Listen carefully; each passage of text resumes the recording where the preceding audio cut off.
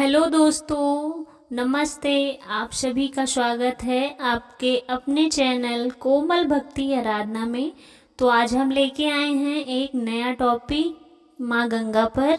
इसे ज़रूर सुने, बहुत अच्छी कहानी है।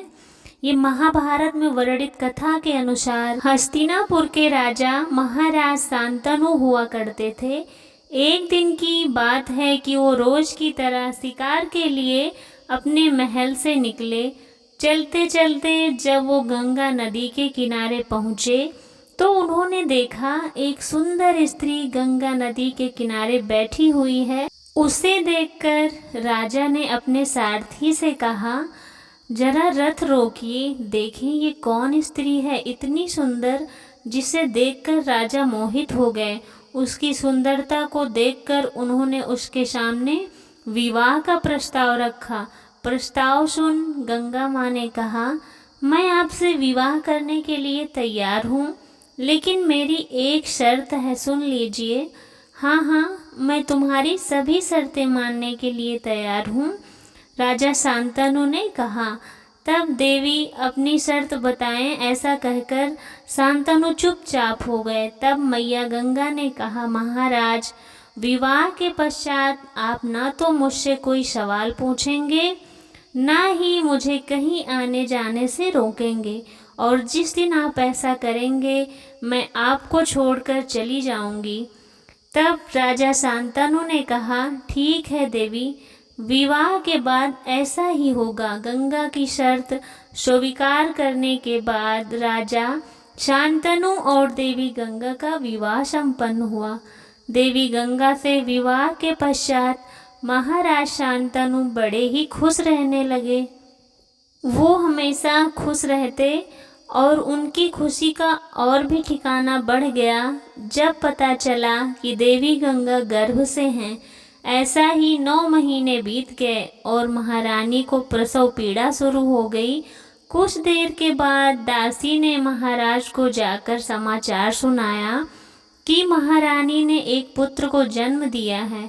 ये खबर मिलते ही वो खुशी खुशी दौड़ पड़े गंगा के कच्छ की तरफ, और जब वहाँ पहुँचे तो उन्होंने रास्ते से ही देखा कि दूसरी तरफ दासी ने उन्हें बताया कि देवी गंगा अपना पुत्र लेकर जंगल की तरफ गई हैं। यह सुनकर राजा का मन व्याकुल हो उठा। इस वक्त देवी गंगा मेरे पुत्र को लेकर जंगल क्यों गई होंगी?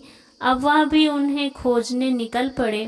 खोजते हुए जब वह गंगा नदी के तट पर पहुँचे तो देखा कि गंगा उनके पुत्र को नदी में बहा रही थी। तभी राजा को विवाह से पूर्व दिया गया अपना वचन याद आ गया और वो वहीं रुक गए और अपनी आँखों के सामने अपने पुत्र को मरता हुआ देखते रहे। वो उदास होकर महल लौट आए। देवी गंगा भी लौटकर महल आ गई, लेकिन राजा का कुछ भी पूछने का साहस नहीं हुआ। ऐसे ही समय बीतता गया और गंगा फिर से गर्भवती हुई, और इस बार भी दासी ने उनको आकर बताया, महाराज, महारानी ने पुत्र को जन्म दिया है। लेकिन इस बार राजा बहुत ही खुश थे, क्योंकि उन्हें पता था कि शायद ये पुत्र मेरे पास रहेगा। जब वो रानी से मिलने पहुँचे तब फिर से दासी ने बताया कि गंगा बच्चे को लेकर जंगल की तरफ चली गई हैं। दासी की बात सुनकर राजा बहुत हैरान हुए और कहने लगे, नहीं, ऐसा नहीं हो सकता।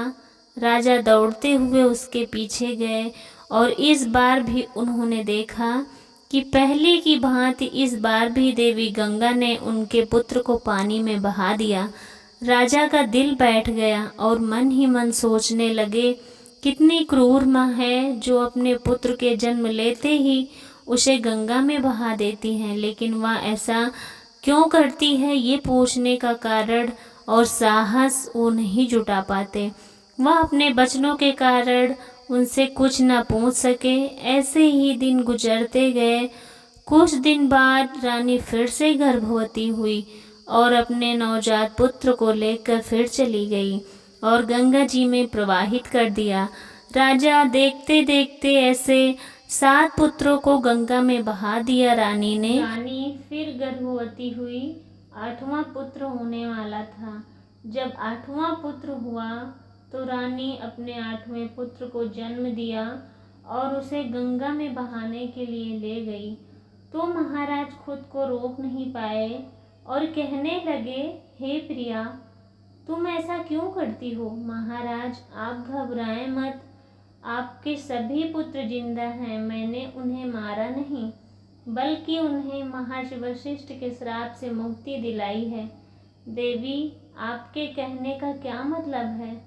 तब देवी गंगा ने उन्हें बताया, महाराज, पूर्व जन्म में वशिष्ठ के पास कामधेनु गाय हुआ करती थी। कामधेनु एक दिव्य गाय थी। उस वक्त उनकी चर्चा तीनों लोकों में हुआ करती थी, जिस कारण उसे 8 वसुओं ने चुराने का प्रयास किया। वे सभी उस ऋषि के आश्रम में पहुंच गए और उन्होंने गाय को चुराने का प्रयास किया।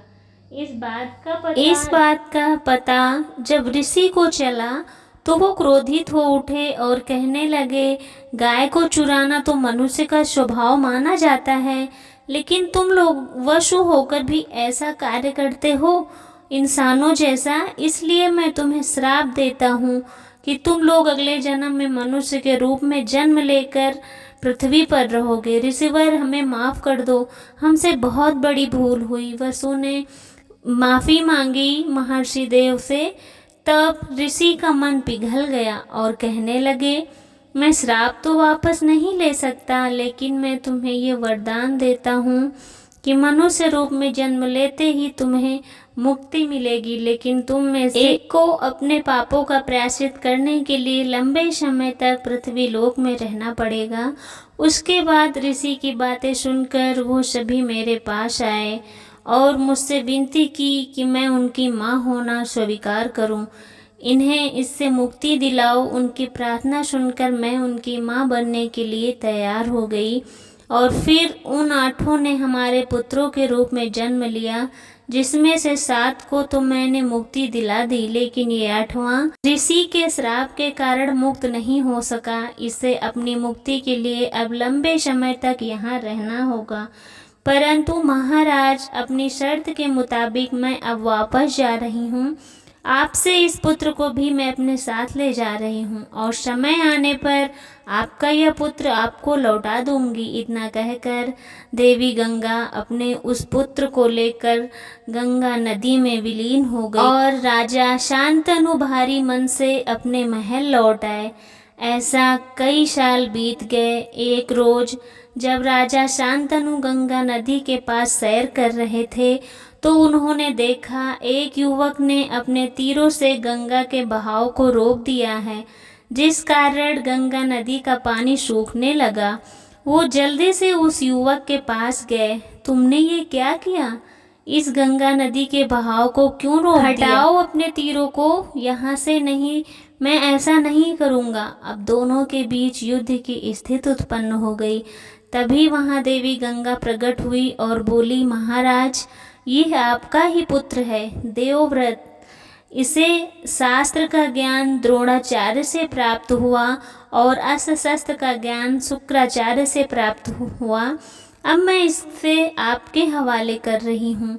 गंगा ने ये कहकर राजा को सौंप दिया और राजा अपने पुत्र के साथ महल लौट आए।